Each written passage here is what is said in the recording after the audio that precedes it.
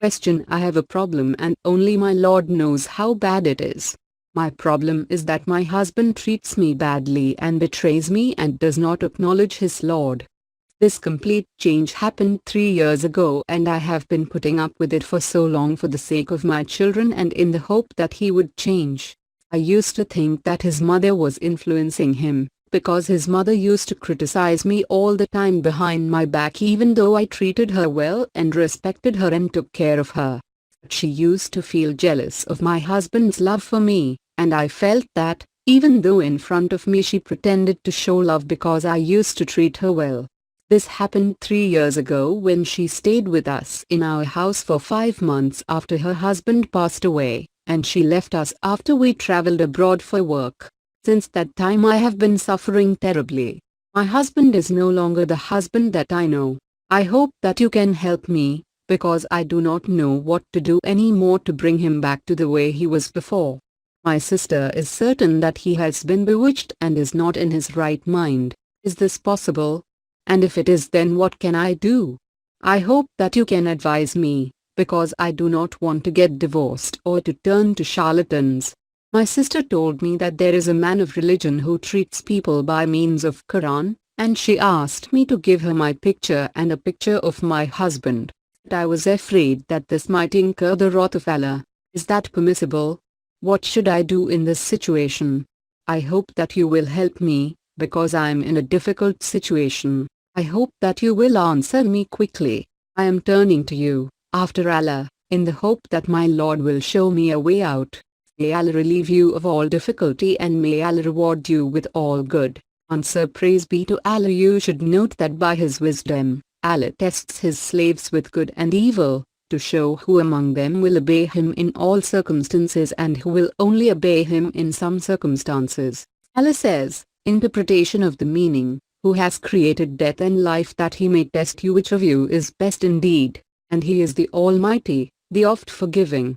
67-2. And we shall make a trial of you with evil and with good, and to us you will be returned.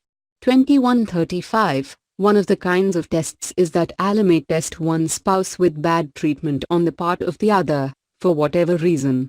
Based on this, if what you have mentioned is correct and your husband has been bewitched or affected by strong hasad, envy, for witchcraft and the evil eye do have in effect, as the Prophet, peace and blessings of Allah be upon him, said, the evil eye is real. Al-Bukhari, Muslim. Then you have to do the following. 1. Remember Allah a great deal, dhikr, and pray for forgiveness. Ask Allah to heal your husband and to make him be as he used to be. Nothing can alter the divine decree except dua. 2. Think about yourself and the way you treat your husband.